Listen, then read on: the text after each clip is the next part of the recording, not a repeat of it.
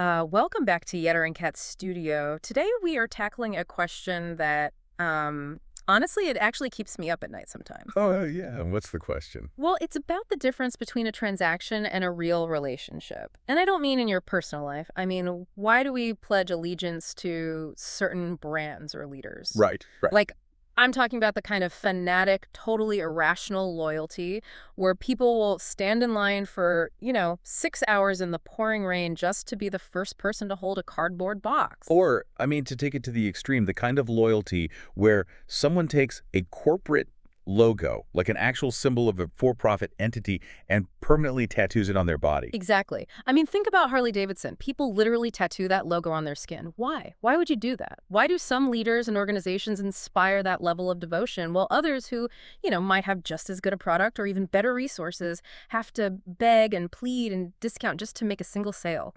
It is the million-dollar question.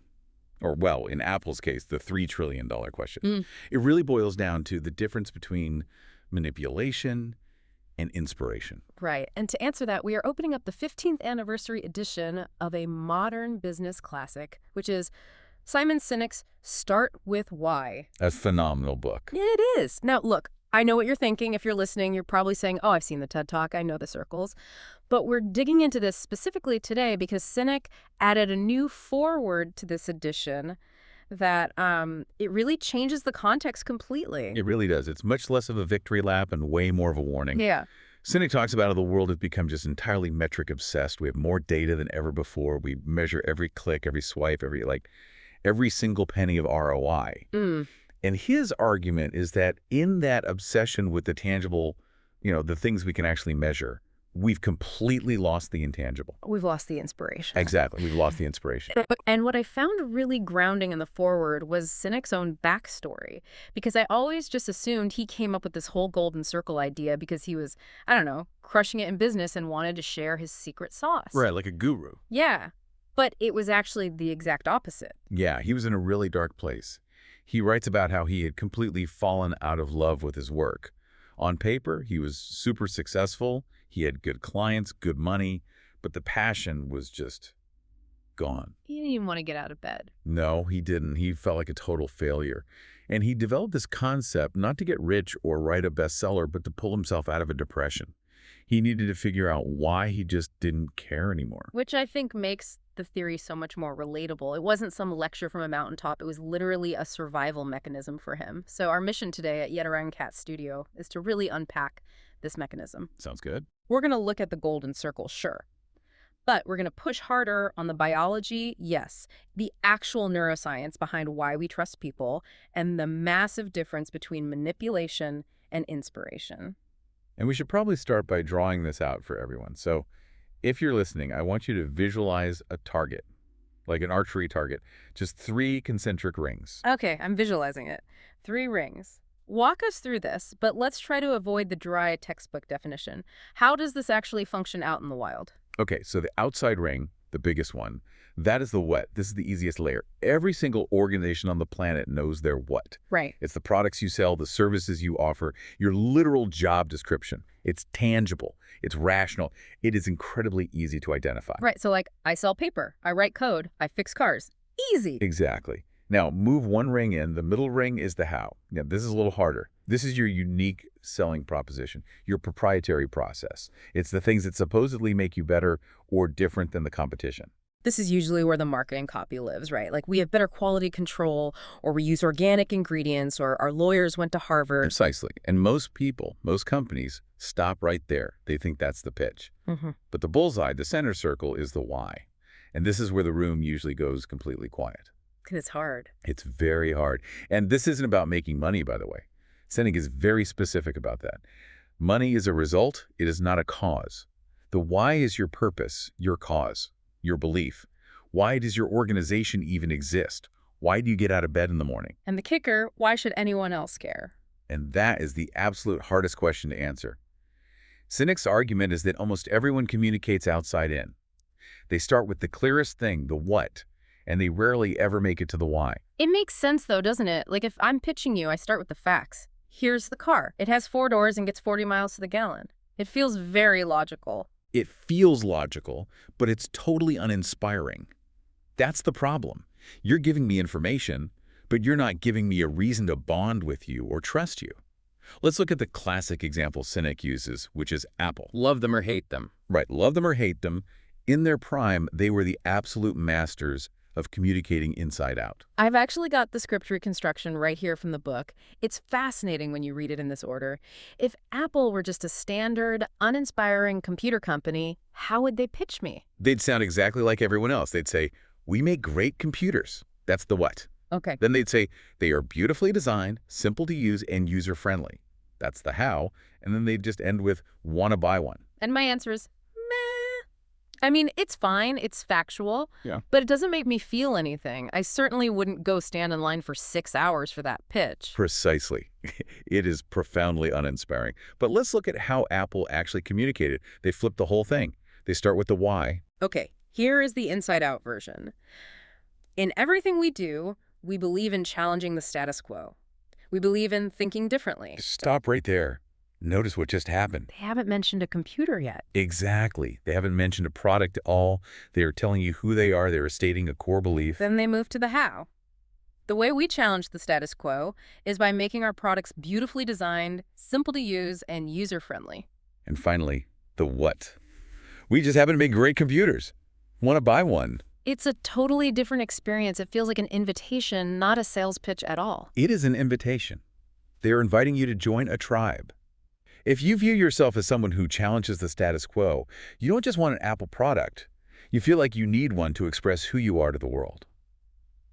And that brings us to the most famous line from the book, basically the mantra of this whole session. People don't buy what you do, they buy why you do it. But see, here's where I usually get skeptical about this stuff. Is this just a really clever marketing trick? Like, is this just really good copywriting? Or is there actually something real underneath it? And that right there was the massive aha moment for me in this text. Sinek emphasizes that this is not psychology. It's not marketing theory. It is biology. Okay, explain that. How does a circle on a whiteboard map to my physical brain? It's a perfect overlay. If you look at a cross-section of the human brain from the top down, it corresponds perfectly to the golden circle. The outer layer of our brain is the neocortex. This corresponds to the what level? The facts. Right. The neocortex is responsible for all of our rational and analytical thought. It deals with facts, figures, spreadsheets, and this is the most crucial part. It is responsible for language. Okay, so the part of my brain that understands 16 gigabytes of RAM and low monthly payments, that's the neocortex. Correct. That's your modern Homo sapiens brain. But the middle two sections of the golden circle, the how and the why, they correspond to the limbic brain. The older brain. Yes, the older mammalian brain. The limbic brain is responsible for all of our feelings. Trust, loyalty, love. It's also responsible for all human behavior and decision-making. Wait, hold on. The part of the brain that controls decision-making is completely distinct from the part that handles facts. Yes, it is. And here is the glitch in the human operating system. The limbic brain has absolutely no capacity for language. Wait, the part of the brain that actually controls decision-making can't speak. Exactly. It cannot use words. And this explains so much about the human condition. When you ask someone, why did you marry your spouse, or why do you love this specific brand of car, they struggle. They stumble over their words. They do. They say things like, I don't know, it just felt right. It felt right. I use that phrase all the time. I never realized I was just admitting a biological limitation. We all do it. That is your limbic brain making the decision, a literal chemical reaction of trust or attraction, and your neocortex trying desperately to translate that feeling to words. That's why we rationalize. Sinek points out that we make a gut decision, which is a limbic decision, and then we use the neocortex to make up reasons after the fact. Oh, it has better gas mileage, or the camera resolution is higher. But those aren't the real reasons. So if a company is only talking to my neocortex, if they're only talking about features and price and specs, they aren't actually talking to the decision-making part of my brain at all. Bingo. You can win the mind of the neocortex, and someone might understand your product perfectly. They might agree that your product is superior on paper.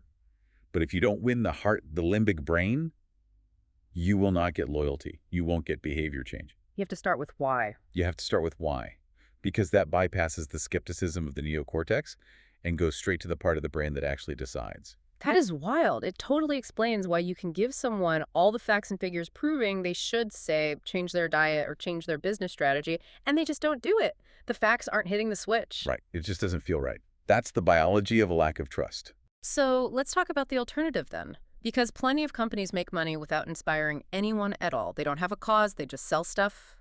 Sinek calls this manipulation, right? Yes.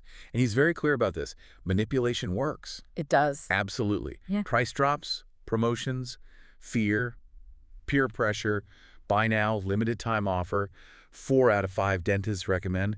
These are all manipulations. Carrots and sticks. Carrots and sticks. And they are highly effective at moving product in the short term. I mean, it's true. If you drop the price of a Toyota enough, I'll buy it today, even if I consider myself a Jeep person. Right, you take the deal. But there's a massive cost. Sinek compares it to an addiction. If you train your customers to buy only when there's a sale, you have to keep having sales. You destroy your own margins. And more importantly, you create zero loyalty. It is just a transaction, not a relationship. So manipulation buys your wallet, but inspiration buys your loyalty. Exactly. Loyalty is when you turn down a cheaper product to buy the one you actually trust. Loyalty is when you suffer inconvenience to stay with a brand. And you just cannot manipulate your way to loyalty. There's a really stark example of this in the book involving the airline industry, Continental Airlines. Oh, this is a classic case study of neocortex leadership versus limbic leadership. Back in the 80s and 90s, Continental was run by a guy named Frank Lorenzo. He was a pure neocortex leader. He focused entirely on the numbers. He wanted to fix the failing airline just by cutting costs. Which makes sense on paper. On paper, sure. He fought with the unions, he stripped benefits, he made the company efficient. But the culture became incredibly toxic. It was poisonous. Employees literally hated coming to work. And because they were miserable, they treated the customers miserably. The airline was failing. They were ranked dead last in every single metric that mattered. But then they brought in Gordon Bethune. And Bethune focused on the why. He did. He realized that you cannot efficiency your way to success if everyone hates you. He focused on building trust. And trust is an interesting thing here because Sinek points out that trust isn't a checklist. You can't just say, I did my job, therefore you must trust me. Right, because trust is a feeling. It's a limbic reaction. Exactly. Bethune managed to turn the airline around not by buying new planes or changing the routes immediately, but by proving to the employees that he acted for the good of the whole. He opened the books, he gave them bonuses for on-time performance, he made them feel safe. And when the employees felt safe, they took care of the customers. When they understood the why, they treated the customers better and the whole business turned around. It reminds me of the distinction Sinek makes between energy and charisma, because sometimes we confuse a really loud, hype man type of leader with an actually inspiring one. Oh, this is a great comparison. Think of Steve Ballmer, the former CEO of Microsoft. The man was pure high energy. He would literally run across the stage, screaming, sweating, pumping his fists. It was intense. It definitely wakes you up. Like a triple shot of espresso. Exactly. But energy is really hard to sustain. It requires the leader to be there constantly pumping air into the balloon. The very next day, when the energy fades, the motivation fades. It's really just another form of manipulation, emotional manipulation. Compare that to someone like Bill Gates. Bill Gates is the exact opposite. He's shy, he's awkward, he is not a performer. But the Cynic argues Gates had true charisma, because charisma comes from absolute clarity of why. He had that undying optimism that complex problems could be solved. Right. When he spoke, people hung on his every word, not because he was loud or jumping around, but because he genuinely believed. And that belief is infectious. Energy motivates, but charisma inspires. And charisma commands long-term loyalty. You don't need to be hyped up every single day if you deeply believe in the cause. You'll work hard because you want to build a cathedral, not just because someone is yelling at you to lay bricks. I love that image. But let's get practical for a minute. Sinek introduces this 3D model of the golden circle, which he calls the cone, or the megaphone. I think this really helps explain how an organization actually functions in reality and where it inevitably breaks. Right, so imagine taking that flat target of the golden circle and pulling the center out toward you so it becomes a 3D cone, a megaphone. Okay, so at the very top, the mouthpiece of the megaphone, that's the why. That's the leader, or the founder. They represent the limbic brain. They hold the vision. They see the future that doesn't exist yet. Then the next layer down, the middle of the cone, is the how. These are your senior executives, and their job is absolutely critical. They are the amplifiers. Their job is to translate that fuzzy emotional vision into actual structure, infrastructure, and processes. They have to take the why and make it actionable. And at the bottom, the wide open part of the megaphone. That's the what. The products, the services, and all the frontline employees who actually talk to the outside world. And this where the massive danger lies. Sinek calls it the split. This is the tragedy of success. When a company is small, the founder's right there. You can see them, you can talk to them every day. The why is perfectly clear because the source is physically in the room. But as the company grows, The founder moves to the top of the megaphone. They get physically and operationally removed from the bottom, which is the marketplace.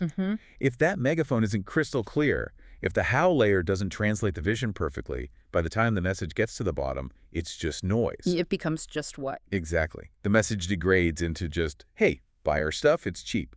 The why goes fuzzy. And Sinek points out that when the why goes fuzzy, companies start obsessing over the what. They start looking at metrics, ROI, and competitor analysis, all because they've lost their internal compass. That's the metric obsession from the forward coming back around. When you can't measure your purpose anymore, you start measuring your money. It is. When you lose your cause, you just start keeping score. Speaking of keeping score, there's a story near the end of the book about competition that really stuck with me. It's about a runner named Ben. I love this story.